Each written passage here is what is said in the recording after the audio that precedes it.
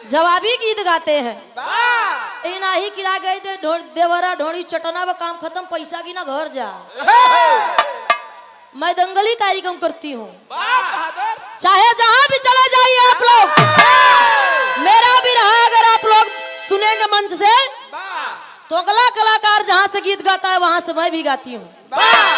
मेरे अंदर घमंड नहीं है, मैं सच्चाई बता रही हूँ। तो ईश्वर दे के आ जाओ। यह से कहानी स्टार्ट भइल, मात्र 2 लाइन नजम लेला।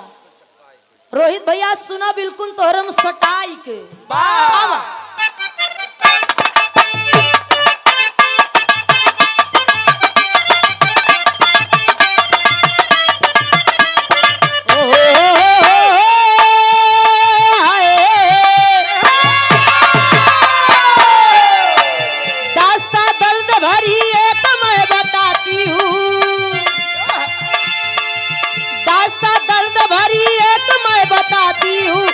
घटना अजीब उसे मैं सुनाती हूँ।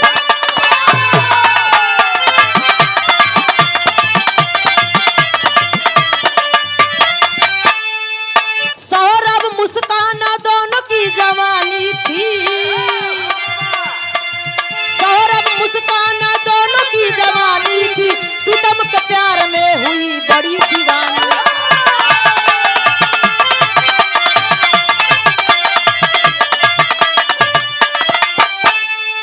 अपने परिवार से वो दोनों अलग रहने लगे, अपने परिवार से वो दोनों अलग रहने लगे, अपने परिवार से वो दोनों अलग रहने लगे। जिएंगे साथ मरेंगे यही वक्त कहने लगे। भैया कहानी समझ ला। वही मेरठ में एक मुस्कान नाम की लड़की थी और सौरभ नाम का लड़का था बाबूजी। दोनों में प्यार हो जाता है, प्रेम होता है, दोनों लोग प्रेम होता है बाबूजी। घर वाले ना राजी हाँ शादी करे के बोले, लेकिन माता पिता घर वालों के खिलाफ दोनों लोग शादी करते हैं। और शादी कई के माई बाप से अलग जाई के रहे लागत है। और सौरभ नौकरी कर रहा था बाबूजी। और जब अलग रहे लागत है, कुछ दिन बीतत बा तो सौरभ अपने पत्नी मुस्कान से कहत बा कि देखा हमका ड्यूटी पर जाए के हुए, हमका ड्यूटी पर जाए दा। अब ड्यूटी पर जाते ही जब ड्यूटी से फिर आई तब दोनों प्राणी साथ में रहो।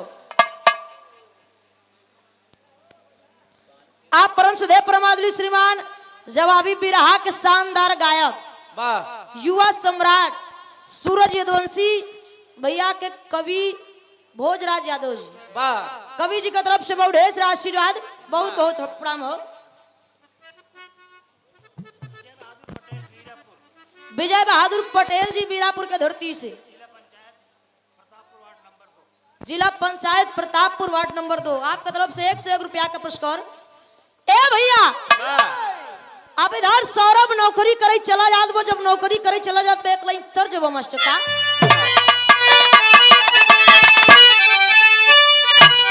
अरे कि चढ़ली जवानिया दही के कलेसवा हो विदेशवा, लेकिन कहना ही है भाव में। अरे मुस्कान गुजरिया कि चढ़ली जवानिया हो नगिनिया, हो नगिनिया प्रेम दूसरे से लागी हो।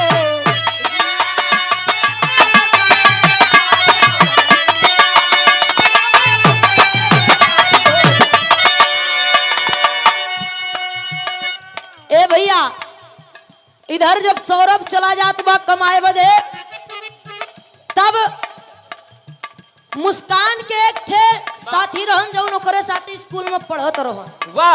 कक्षा 8 तक पढ़ा रहे। अब मुस्कान के घरे वो आवे लगल, जब आवे लगल तो भइल का अंतरा बा। अरे साहिल शुक्ला नाम का एक बचपन का मीत हो,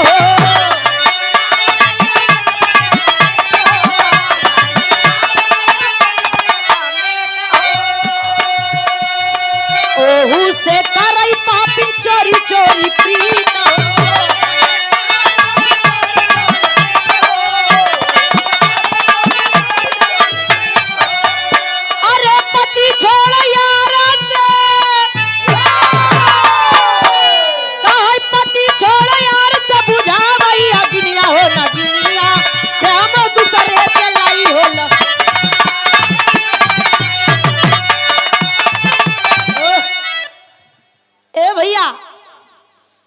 साहिल लड़का जब आवे लगल, साहिल नाम का लड़का था, आवे लगल धीरे धीरे 2 दिन 3 दिन 4 दिन 15 दिन बीत गया।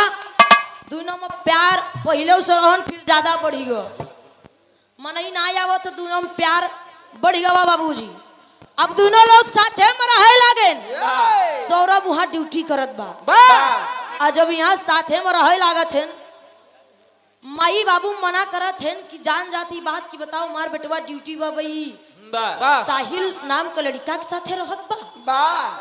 माई बाबू मना करत है, लेकिन माई बाबू के बात बुरी लागत बा। अब इधर समय बीतत बा, धीरे धीरे मुस्कान के जन्मदिन निचकाई हवा। और जब जन्मदिन निचकाई हवा तो भइल का एक लाइन तर्ज बा, कहे हरे राम झकोरा मारे झूलनी, ए भैया झकोरा मारे झूलनी, औ है साड़ी लहराई हो झकोरा मारे झूलनी।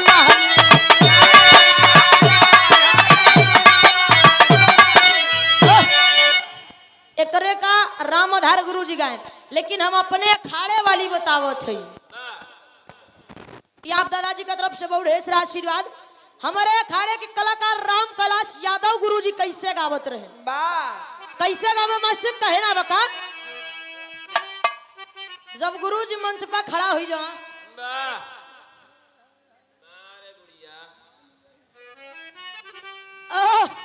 मोछा उछा गिरिए ज्यादा समय ना बा। गुरु जी का मैं कहाँ हरे राम बालम परदेसिया, प्रियंका दीदी